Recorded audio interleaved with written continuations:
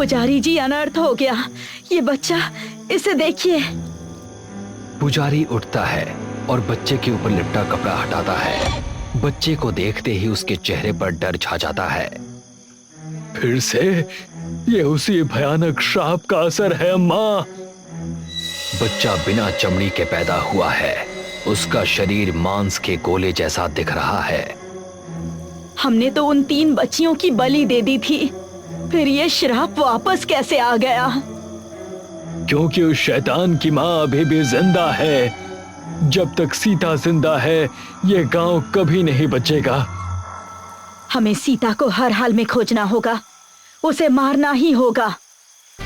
बादल जोर से गरजते हैं और बिजली कड़कती है। उसी रात सीता एक पुराने पेड़ के पीछे छिपकर बैठी है। वो हाँफ रही है और डरी हुई नजरों से इधर उधर देख रही है।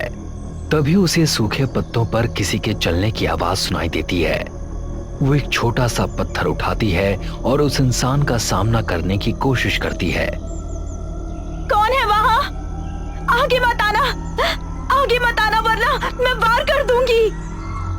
पेड़ों के पीछे से एक इंसान बाहर आता है। वो तारा है, सीता की बहन। तारा सीता के पास आती है और उसे गले लगा लेती है। दीदी रुको, ये मैं हूँ तारा। वो पत्थर नीचे रख दो।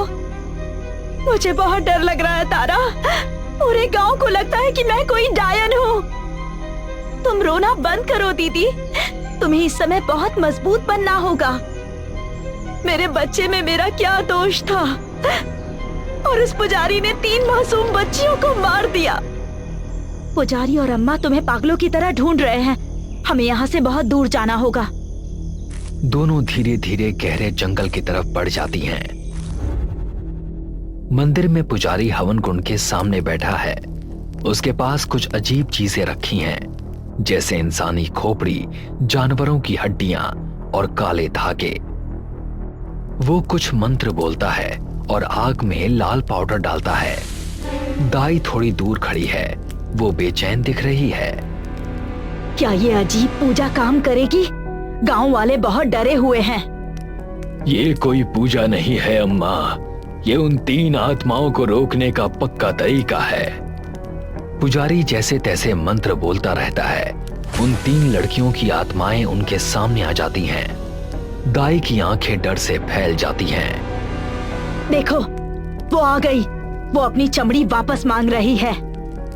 चुप रहो, वो हमारा कुछ नहीं बिगाड़ सकती। उनकी चमड़ी मेरे पास पूरी तरह सुरक्षित है।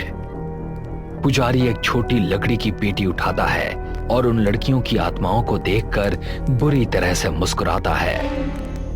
जब तक ये बक्सा मेरे पास है, मेरा जादू उन पर हमेशा भारी रहेगा। तो फिर हमें सीता को क्यों मारना है? सीता को मारने से गांव वालों का ध्यान पूरी तरह से भटक जाएगा। वो मुझे अपना भगवान मानेंगे।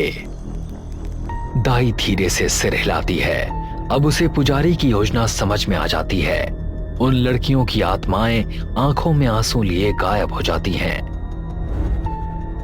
जंगल में सीता और तारा चलते चलते एक पुरानी सुनसान मस्जिद तक पहुंचती हैं। दोनों वहीं बैठ जाती हैं। उन्हें समझ नहीं आता कि अब उनकी जिंदगी किस तरफ जाएगी। सीता को अपने आसपास एक अजीब सी ठंडक और बेचैनी महसूस होती है। तारा, क्या तुम्हें भी ठंड लग रही है? मुझे यहाँ बहुत अजीब महसूस हो रहा है। हाँ दीदी, हवा अचानक बहुत ठंडी हो गई है। मैं आग के लिए सूखी लकड़ी लाती हूँ। इतना कहकर तारा वहां से चली जाती है। कुछ समय बीतता है और सीता वहां अकेली बैठी रहती है। तभी उसे अपने पीछे बच्चों के खेलने की आवाज सुनाई देती है। वो जैसे ही मुड़कर देखती है, डर से उसका दिल बैठ जाता है। वहां वही 3 भूतनी लड़कियां गोल घेरा बनाकर खेल रही होती हैं। तुम कौन हो? वो तीनों कुछ भी नहीं बोलती। वो उन्हीं बलि चढ़ाई गई 3 लड़कियों की आत्माएं हैं। वो पहले गांव की तरफ इशारा करती हैं, फिर अपनी तरफ इशारा करती हैं। क्या तुम वही 3 अभागी बच्चियां हो? तुम मुझे क्यों डरा रही हो? सीता को हवा में कुछ आवाजें और रोने की आवाज सुनाई देती है, जैसे वो कुछ कहना चाहती हो। क्या तुम्हें शांति चाहिए? इसी बीच तारा लकड़ियां लेकर वापस आती है।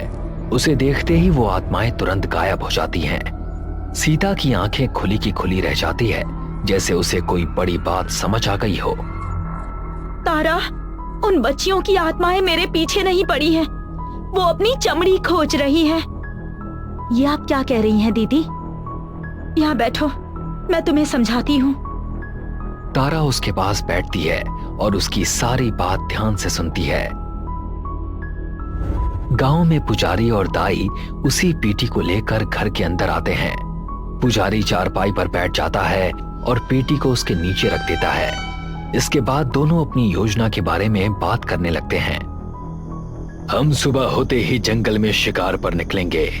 इन 3 बच्चियों की हड्डियां शमशान में दबी हैं, लेकिन उनकी चमड़ी यहाँ मेरे पास इस डिब्बे में है।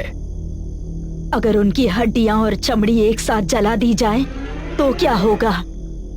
मूर्ख औरत, अगर ऐसा हुआ तो मेरा सारा तंत्र टूट जाएगा और वो आत्माएं हमेशा के लिए आजाद हो जाएंगी। तभी उन्हें खिड़की के पास किसी के हिलने की आवाज सुनाई देती है। बाहर कौन है? बाहर कोई और नहीं, तारा होती है। वो पुजारी और दाई की पूरी बात सुन चुकी होती है। जैसे ही दाई खिड़की के पास आती है, तारा तेजी से जंगल की तरफ भाग जाती है। अब उसे सब कुछ पता चल चुका होता है। दाई और पुजारी बाहर उस जगह आते हैं जहां तारा बैठी थी। वो देखने आते हैं कि वहां कौन था, लेकिन उन्हें वहां कोई नहीं मिलता। शायद कोई जंगली जानवर था। हमें अब कोई भी खतरा नहीं लेना चाहिए, समय बहुत कम है। दूसरी तरफ आसमान धीरे धीरे साफ होने लगता है। पुजारी और दाई की सच्चाई जानने के बाद तारा जंगल में तेजी से भाग रही है। तभी उसका पैर एक रस्सी में उलझ जाता है और वो गिर पड़ती है।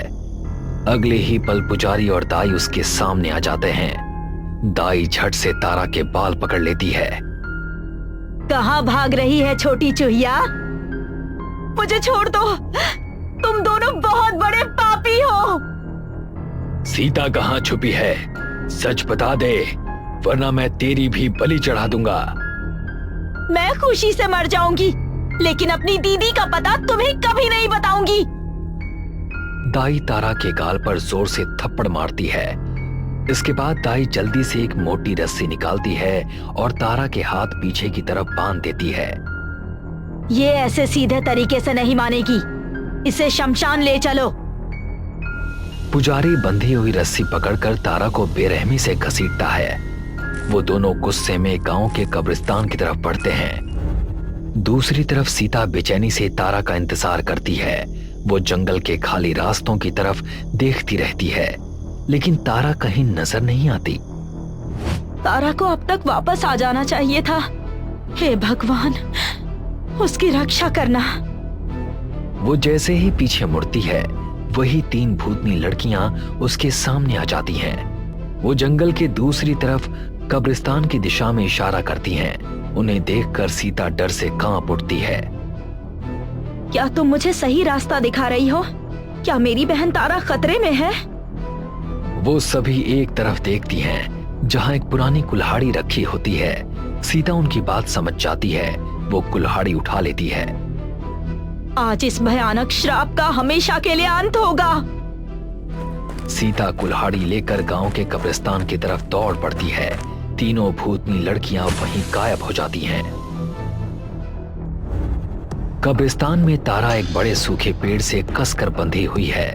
पुजारी उस पेटी को एक कब्र के पत्थर पर रख देता है। दाई के हाथ में एक बहुत तेज चाकू है।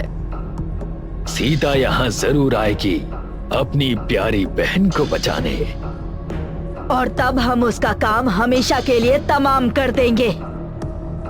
तभी सीता अचानक गुस्से में झाड़ियों के पीछे से बाहर निकलती है। वो अपनी भारी लकड़ी की कुल्हाड़ी जोर से घुमाकर दाई के हाथ पर मारती है। उस वार से दाई का हाथ कटकर अलग हो जाता है और उसके हाथ में पकड़ा चाकू नीचे गिर जाता है। दाई दर्द से जोर जोर से चीखने लगती है।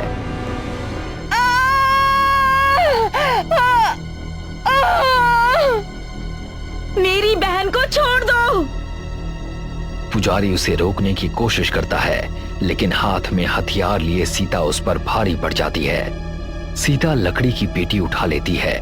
तभी उसकी नजर एक तरफ रखी उन 3 मरी हुई लड़कियों की हड्डियों पर पड़ती है। नहीं, उसे बिल्कुल मत छूना। दीदी, इस डिब्बे में वो 3 बच्चियों की चमड़ी है। इसे उनकी हड्डियों के साथ जलाने से ही उन्हें शांति मिलेगी। सीता गुस्से से पुजारी की तरफ देखती है। यही तुम्हारी असली ताकत है ना? आज तुम्हारी ये ताकत राख बन जाएगी। तभी पुजारी जमीन से रेत उठाकर सीता की आंखों में फेंक देता है। सीता कुछ पल के लिए कुछ देख नहीं पाती और कुल्हाड़ी उसके हाथ से गिर जाती है। पुजारी उठकर कुल्हाड़ी पकड़ लेता है और जैसे ही सीता पर वार करने वाला होता है, हवा का एक तेज झोंका उसे वहीं रोक देता है। उसी पल उन 3 लड़कियों की आत्माएं सामने आ जाती हैं और पुजारी को पकड़ लेती हैं। पुजारी की आंखें डर से फैल जाती हैं। ये क्या? ऐसा नहीं हो सकता, ऐसा नहीं हो सकता। सीता की आंखें फिर से ठीक होने लगती हैं। वो जल्दी से उन लड़कियों की हड्डियां उठाती है और सब कुछ हवन कुंड में डाल देती है। जैसे जैसे उनकी हड्डियां और चमड़ी जलने लगती हैं, वैसे वैसे उन तीनों लड़कियों की आत्माएं एक एक करके हवा में गायब होने लगती हैं। कुछ ही देर में वहां फिर सन्नाटा छा जाता है। तभी पुजारी की चमड़ी भी गलने लगती है और उसके शरीर पर सिर्फ मांस ही बचता है। सीता जल्दी से अपनी बहन के बंधे हाथ खोलती है। दोनों डर के मारे एक दूसरे को कसकर गले लगा लेती हैं। उधर पुजारी अपने किए की सजा पाकर मर जाता है। कुछ महीनों बाद एक औरत बच्चे को जन्म दे रही है। वो दर्द से जोर जोर से चीख रही होती है।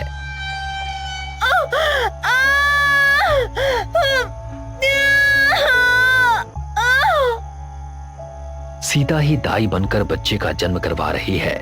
कुछ ही देर बाद बच्चा सीता के हाथों में आ जाता है। सीता बच्चे को देखती है, फिर उसकी मां की तरफ देखकर मुस्कुराती है। मुबारक हो, बेटी हुई है।